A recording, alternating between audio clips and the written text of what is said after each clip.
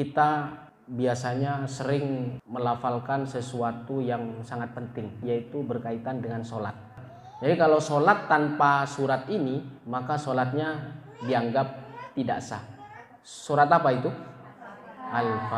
Al-Fatihah. Kita sering membacanya, tapi kita mungkin belum tahu apa yang terkandung di dalamnya, bagaimana dia asalnya, kemudian bagaimana dia bisa turun. Jadi Al-Fatihah ini unik. Turunnya itu bukan lewat malaikat Jibril. Jadi turunnya surat Al-Fatihah itu malaikat khusus dia. Jadi kalau Al-Quran surat-surat yang lainnya, ayat yang lainnya itu melalui malaikat Jibril. Tapi kenapa surat Al-Fatihah itu khusus? Ini adalah sebagai senjata. Bahkan di zaman Rasulullah SAW, sahabat meruqyah itu cukup dengan membaca Al-Fatihah saja. Maka penting Al-Fatihah itu bukan hanya di dalam sholat. Dengan surat ini yang menyambungkan antara hamba dan Tuhannya, antara makhluk dan makhluknya. Al-Fatihah itu sangat luar biasa, sampai turunnya sangat spesial, bukan malaikat Jibril, malaikat yang memang khusus dari arsy Allah, malaikat yang sangat dekat dengan Allah, bisa mengkhususkan sampai Al-Fatihah itu turun kepada Rasulullah SAW, dan itu disaksikan oleh Jibril. Dia tidak pernah turun ke bumi karena berkat luar biasanya Al-Fatihah itu, maka dia diturunkan secara khusus. Bahkan di kitab-kitab lainnya nggak ada, bahkan di Quran yang sebelumnya itu nggak ada, dikhususkan, maka dia dicantumkan atau ditaruh di bagian depan, maka disebut apa? Ummul Kitab atau Sab'ul Masani atau pembuka. Berarti kalau satu sholat itu dia baca berapa? 4 kali.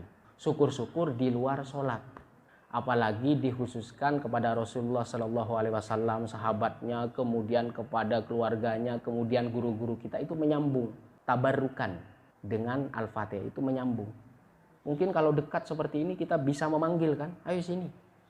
Tapi kalau dia sudah tidak ada, jauh, maka penyambungnya lewat Al-Fatihah. Al-Fatihah ini yang menyambungkan antara dia, seorang hamba, guru kekasihnya Allah, kemudian Allah. Jadi seperti segitiga dia.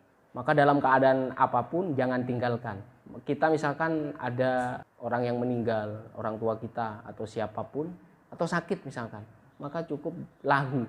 Jadi lahu Al-Fatihah. Itu penyambung. Maka di sana biasanya disebutkan ila hadrati kan? Apa artinya ila hadrati? Dia menghadirkan. Maksudnya menyambungkan dengan kesolehan dia, dengan syafaat Rasulullah ila hadratin Nabi. Jadi menghadirkan. Maka penyambungnya itu lewat Al-Fatihah. Karena dari asalnya memang sangat luar biasa. Membawanya aja malaikat khusus, bukan seperti biasanya yang disampaikan oleh malaikat Jibril. Selama misalkan ibu mantap hatinya selalu baca Al-Fatihah, jadi nggak usah pakai mantra yang aneh-aneh, cukup Al-Fatihah saja. Biasanya orang melafalkan tuh hanya di mulut saja, tanpa merasuk ke dalam hatinya. Biasanya jin atau setan itu dia itu menggoda karena ini was-was, ragu, syak, ini yang masuk. Maka melafalkan di mulut, kemudian dimasukkan ke dalam hati, dalam keadaan apapun.